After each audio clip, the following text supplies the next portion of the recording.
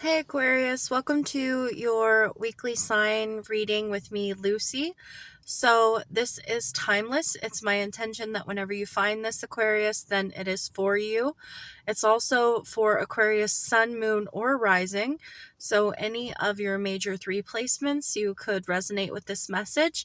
We're going to pull one card from the Enchanted Map Oracle deck to see where are you spending the majority of your time on the Enchanted Map this week.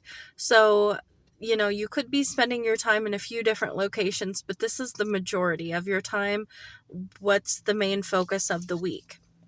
So, you actually have the Bone Collector. This is the first card in this deck, and I love this card. It's so powerful, and I love the smile on her face in this card. So this card is, it's all about you. So, it's interesting because, she, in this card, it's almost like a soul retrieval card. Now, 111, when I just looked up, and this is 1, so 1111.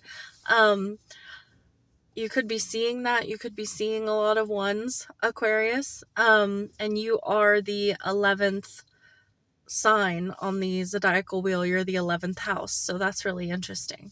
But this is about regaining a part of yourself that you thought that you lost. That there may have been a situation or a circumstance in your life that could have happened in childhood.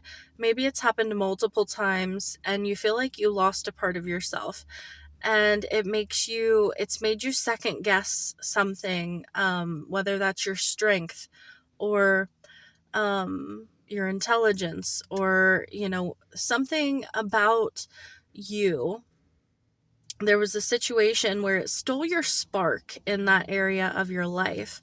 And it didn't really steal your spark. That was your perception of it. So, the Bone Collector is saying, this is a part of you. And whether you're a man or a woman, it's almost like I'm getting, the crone, Mother Maiden crone. This is the crone energy.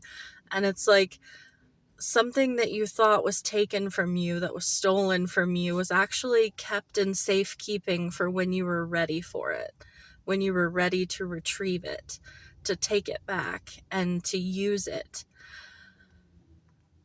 It's so powerful. It's almost like, how do I explain that? So there's a new song that's out. I don't think it's new anymore, but I hear it sometimes, if I'm scrolling through shorts or something like that, and she says, "I'm too messy, and then I'm too GD clean. You told me get a job, then you ask where the hell I've been." It's almost like the contradiction of you say I need to be this way, but I want to be me. Is that not allowed? Is the main line in that song. I want to be me. Is that not allowed? So all the ways that other people can judge us, it makes you feel like there's something wrong with you, or if it's something that you do or something about you, you can feel like that part of you is wrong or weird or strange, or you know what I mean? Why am I this way, or why can't I be that way? And we decide not to claim that piece of ourselves, or we may be ashamed of that part of ourselves, or we think that we can't, maybe somebody told you could never do something, or somebody told you could never be something, and that's a desire that you have. You're like, but that's my dream. But they put something, their words, and I mean words are spells, it's like they spelled you into thinking what they've said. You know what I mean? And you're like, no. like you you're you are exactly who you're supposed to be, and you're claiming it. You're claiming it. You're claiming every part of yourself. You're reclaiming. And it's interesting because just went retrograde at the beginning of March. I know this is timeless, but at the moment I'm recording this, so the message is still true, but it's interesting that at the moment I'm recording this, Venus has just gone retrograde. So you are healing, you're reflecting on the Venusian parts of yourself. That's so fascinating that that's like connected like that.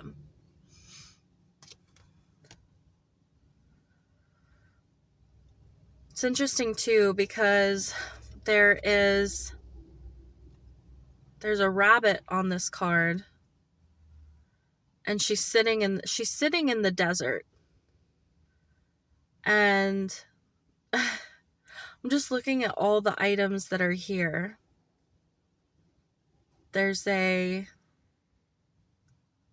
Rabbits to me symbolize fertility, abundance. They reproduce very quickly and in large batches. So like, you know, to mate is, at the time, it's a large amount of energy, but like it doesn't take a whole lot of time, right? And then, but there's so much that comes from it. It's like you have this ability to make so much out of so little, and you're gaining that back. There's something about time as well. Even though I'm kind of seeing this as the zodiacal wheel, I'm also seeing it as a clock.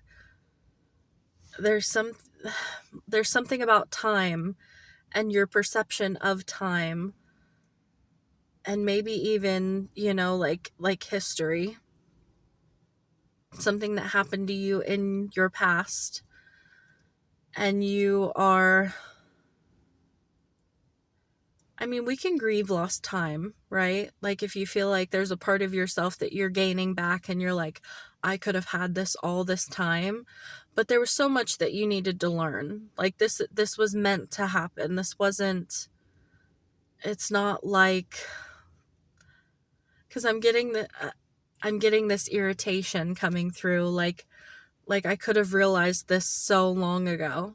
You know that saying, like, if I knew then what I know now.